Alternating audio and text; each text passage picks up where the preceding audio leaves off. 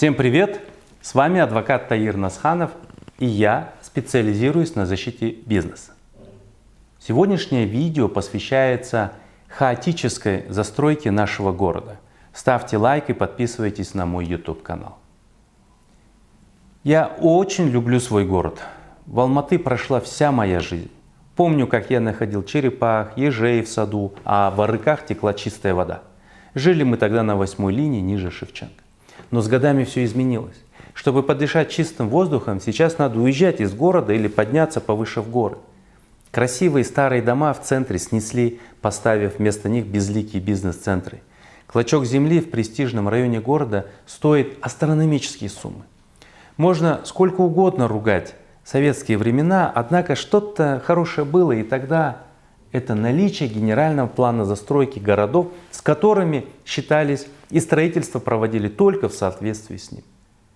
Так, например, авторы тогдашнего генплана застройки Алматы понимали, что дома необходимо проектировать с учетом сейсмической ситуации и так далее.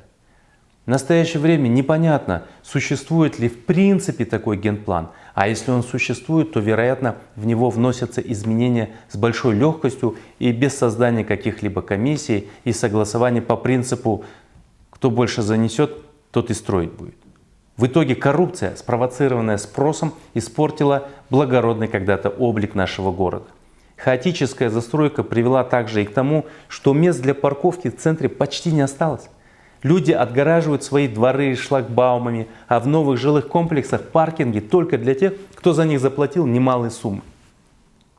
Вполне естественно, что политика властей города приводит к социальным конфликтам. Например, недавно жители пятиэтажного дома перекрыли улицу, недовольные тем, что застройщики жилого комплекса лишили их привычных мест для парковки, а паркингом ЖК пользоваться не позволили. Результатом данной конфликтной ситуации явилась настоящая трагедия, выразившаяся в смерти человека.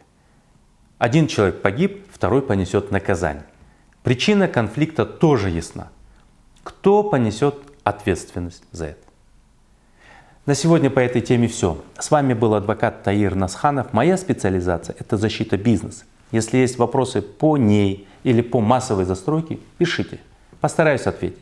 А сейчас ставьте лайк, подписывайтесь и поделитесь роликом с друзьями.